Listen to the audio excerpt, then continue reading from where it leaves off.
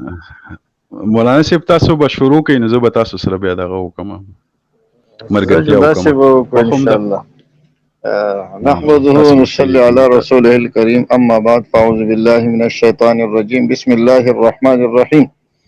د مرزا قادیانی بنیادی طور باندې دعوه دا ده چې عیسی علیه السلام وفات شوی دی او د دې شاته د مقصد دا دی چې عیسی علیه السلام وفات شوی دی نو نبی علیه السلام خدا ویلي چې عیسی علیه السلام به په آخر کې راځي نو چې عیسی علیه السلام به راځي نو مرزا قادیانی عیسی جوړېدلی نشي. د هغې دپاره هغه د امت د اجماعي عقیدې نه انحراف وکړو وګرځېد نه په خپل هم په شروع کې دا عقیده وه او په آخر کې هغه دا عقیده راوښکه چې عیسی علیه السلام وفات شوی دی او نه صرف دا چې وفات شوی دی بلکې د هغه قبر هم وي چې دا په کشمیر کې دی. زمونږ دا ملګری د شمس الدین بھائی د ده په هغو باندې ډېر لوی احسان دی. موږ د هغو نه دا مطالبه نه کوو چې موږ ته د قرآن آیات وښایه. د قرآن کریم آیات مرزا قادیاني په خپله ښودلی دی د دې خبرې نه وروستو چې عیسی علیه السلام وفات شوی دی او د هغه قبر په سرینګر کشمیر کې دی په دې باندې آیات هم ښودلی دی. دا ورته هم موږ وښوده چې آیات دا دی وآویناهما الی ربوة ذات قرار ومعین. اوس د دې نه تاسو موږ ته دا خبره ثابته کړئ چې عیسی علیه السلام په دې کې د کشمیر ذکر شته یا د سرینګر ذکر شته یا د قبر ذکر شته دا موږ ته وښایه. نو په دې ځای کې هغو د دې خبرې نه ځان ساته چې موږ مدعي جوړ نه شو. مدعي هغې ته وایي کوم چې ثابتوي د چا په ذمه چې دلیل وي چونکې د هغو سره دلیل ونه نو په دې وجه باندې هغو د مدعي جوړېدو نه انکار وکړه. بیا د هغې نه وروستو موږ د مرزا قادیاني د کتابونو نه هغه ته دا خبره وښوه چې تاسو مدعیان یئ. مرزا قادیاني دا خبره کوي چې یو سړي یو عقیده مخکې وي او بیا د هغې نه وګرځي هغه مدعي. نو د مرزا قادیاني د 250 کالو پورې دا عقیده وه چې عیسی علیه السلام ژوندی دی په اسمان کې دی په آخر کې به راځي. 250 کاله وروستو مرزا قادیاني د دې خبرې نه وګرځېده نو دی د خپل تعریف مطابق په خپله مدعي شو.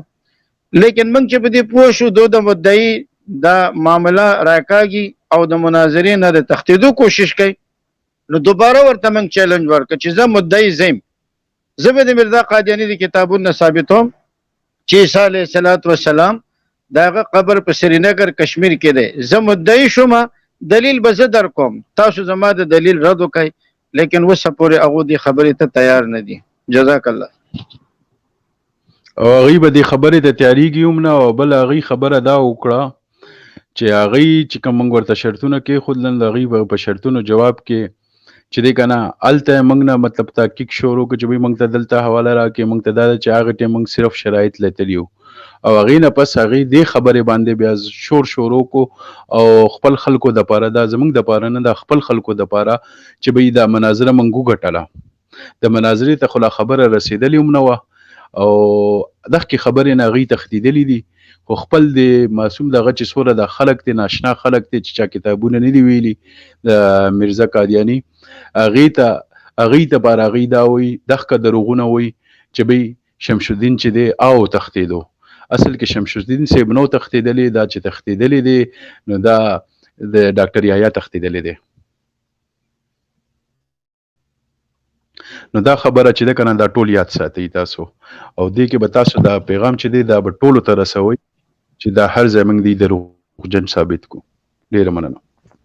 او دې ځای کې دو لږه علمي خبره هم چېړلې وه په شروع کې مدعي خبره وچېړله بیا په دغه ځای کې بلا وجه عبارت النس اشارت النس دلالت النس اقتداء النس هلته کې د هغې د سره څه ګنجایش نه و لیکن دو دا خبره وچېړله نو بیا ورته نه د عبارت النس تعریف راته نه د اشارت النس راته نه د اقتداء النس راته نه د دلالت النس راته.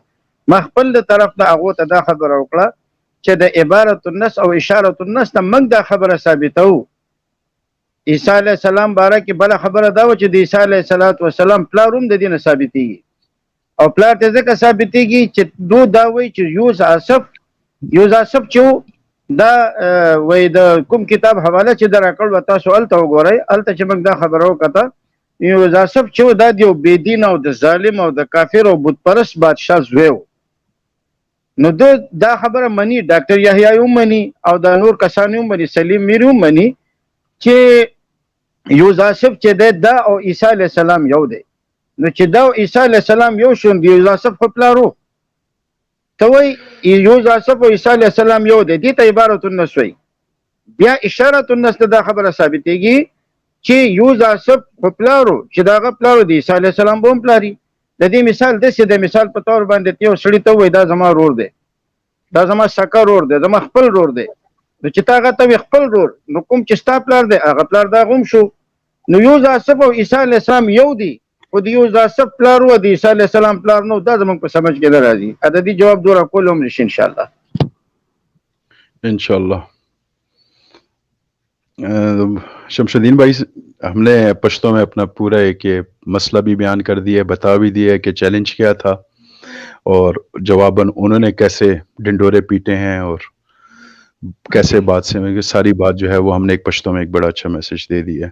لیکن اس کے ساتھ میری ایک اور آپ سے ریکویسٹ ہے کہ یوزآسف پہ تو آپ نے اپنی تحقیق مکمل کر لی ہے، بڑی اچھی بات ہے، اور اس پہ ڈاکٹر یحییٰ صاحب اینڈ گروپ کمپنی جو ہے وہ مناظرہ جیت بھی گئی ہے، ان کو جیت مبارک ہو، دل کے بہلانے کو غالب خیال اچھا ہے.